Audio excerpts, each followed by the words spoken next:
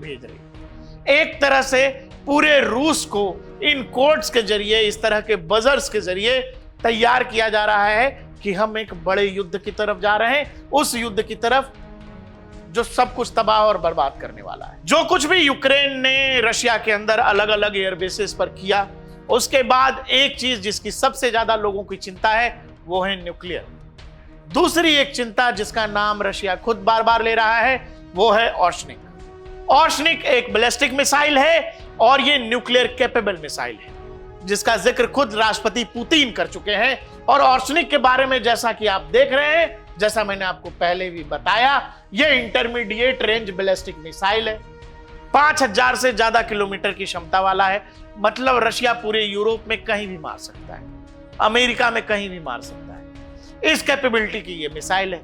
इसमें एक साथ 6 वॉरहेड लगते हैं और ये 6 के 6 वॉरहेड अलग अलग स्थानों को, अलग अलग जगहों को निशाना बना सकने की क्षमता रखते हैं। इसकी मैक्सिमम गति, जैसा कि मैंने आपको बताया, करीब 12,500 किलोमीटर प्रति घंटा की रफ्तार।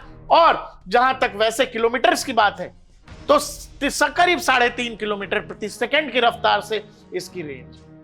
और जिस स्पीड से ये चलती है, जो ये हाइपरसोनिक मिसाइल है, इसको पकड़ सकने लायक यूक्रेन के पास, यूरोप के पास, अमेरिका के पास इस स्पीड पर अगर कोई मिसाइल आती है, जहां तक ओर्शनिक का सवाल है, कोई भी एयर डिफेंस इसको डिटेक्ट करने में सफल नहीं। मतलब रूस अगर एक बार ओर्शनिक छोड़ देता है, तबाही तय है।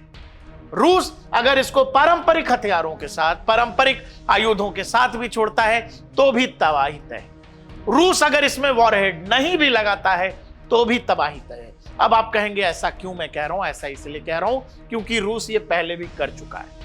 बगैर वॉरहेड के इसको यूक्रेन पर ही ट्राई किया जा चुका है, क्योंकि चूंकि इसकी स्पीड इतनी ज्यादा है और इस स्पीड पर अगर ये किसी भी जगह से टकराता है तो वहां काइनेटिक एनर्जी उत्पन्न होती है। और वो काइनेटिक एनर्जी इतनी है जितना कि 400 किलोग्राम TNT में होता है। और ये उतनी एनर्जी आसपास के इलाकों को तबाह बर्बाद करने के लिए काफी है। इसलिए बार बार ओर्शनिक की चर्चा की जा रही है कि अगर इसको बगैर वॉरहेड के भी मार दिया गया तो भी अच्छी खासी तबाही है। और वॉरहेड के साथ तो खैर भूल ही जाइए। और अब जो आप देख रहे हैं, जो मैप लेके मैं बैठा हूं, मैप इसीलिए लेके बैठा हूं, आप उस पहले सवाल पर चलिए। ये पूरी कहानी शुरू की हुई, रूस यूक्रेन का युद्ध शुरू की हुआ। नाटो देश यानी कि पूरे यूरोप और अमेरिका की जिद ये कि यूक्रेन नाटो में शामिल होगा।